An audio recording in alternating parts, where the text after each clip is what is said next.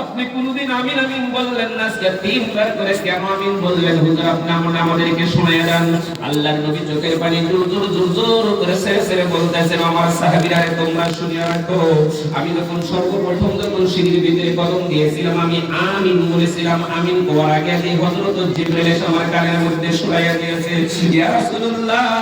তুমি কি জানো না তোমার কঠিন জামানার উম্মতের মধ্যে এমন একটা দিন আসবে, ওই দিনের ভিতরে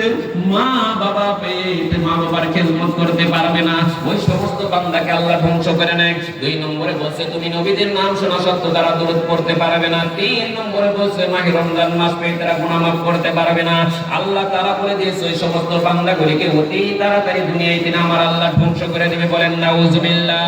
বাবা বাবা তোমাদের পায়ে ধরে বলছি রে বাবা,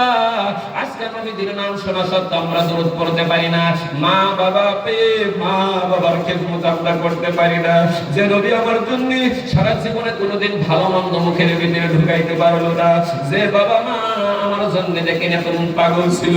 আজকে যদি আমার মাথার শুকে যায়, শরীরের ভিতরে প্রচন্ড জ্বর উঠে গেছে, আমার বাবার মনটা কালা, আমার বাবার মুখের ভিতরে ভালো মন্দ খানা যায় না, আমার বাবার বড় একটা দোকান আছে বাবা বিলাসীপাড়া বাজারের মধ্যে, আজকে হঠাৎ করে যদি আমার শরীরের ভিতরে একটা বেমার লেগে যায়,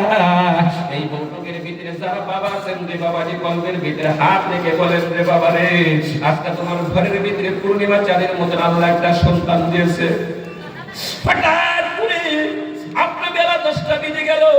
10টার সময় দোকান খোলার সময় এসে গেল, ওই সময় যদি লক্ষ্য করে দেখেন যে ছেলের মাথাটা গরম হয়ে গেছে, ছেলে এখন কথা বলতে পারে না, ছেলে প্রচন্ড জ্বরে দেখেন ইমন ভাবে কাঁদতেছে রে বাবাজি, ওই সময় লক্ষ্য করে দেখবেন ইমন বাবা নাই, ওই দোকান খোলার জন্য চলে যাবো, বাবা নাই অফিসের ভিতরে চলে যাবো, ওর বাবা নাই বাজারে চলে যাবো। কারণ হলো একজন সন্তানের জন্য বাবা এত পাগল।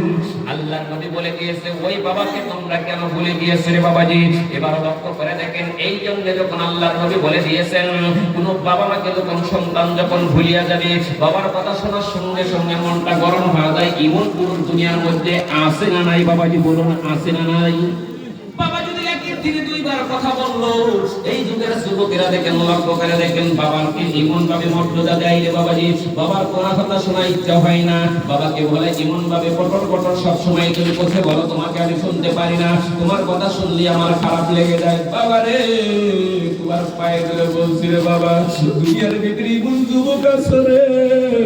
আজকে গ্রামের ভিতরে একজন মুফতি সাহেব আছে, মুফতি সাহেবের চেহারাটা ভালো, আজকে গ্রামের ভিতরে বড় একটা পীর সাহেব ঢুকেছে, পীর সাহেবের চেহারা ভালো, আজকে লক্ষ্য করে দেখেন গ্রামের ভিতরে দেখেন আপনি বিবাহ করেছেন, আপনার দেখেন শ্বশুর আব্বা মাস্টার, এইবার লক্ষ্য করে দেখেন বাবার দিকে তাকায় দেখেন যে বাবার পাউটা ফেটে গিয়েছে, বাবা ভালো দেখা যায় না, বাবাকে আমি ইজ্জত দিতে পারি না রে বাবারে, ওরে বাবারে তোমার পায়ে ধরে বলছি রে বাবা, সারা পৃথিবীর মানুষ যদি তুমি যদি সমস্যার ভিতরে পড়ে যাও, সমস্ত মানুষ যদি তোমার জন্য বলা হয় আল্লাহ ওই ছেলের মধ্যে বেমারকে তুমি সেবা করে দাও, আল্লাহ ছেলের মধ্যে সবার মুসিবতের মধ্যে পড়েছে, আল্লাহ মুসিবতের তীরে তুমি সেবা করে দাও, সারা পৃথিবীর বাড়ি যদি তোমার কাছে হাত তুলে তুলে যদি চোখের পানি ছেড়ে দেয়, আপনি কাবা শরীফের দিকে চলে গেছেন, মক্কার ইমাম রয়েছে, কারি সুদাইস যদি আপনার জন্য দোয়া করে, পৃথিবীর ইমন যোগ নাই ওই মানুষের দোয়া আল্লাহ কবুল করতেও পারে না করতেও পারে, ওই ঘরের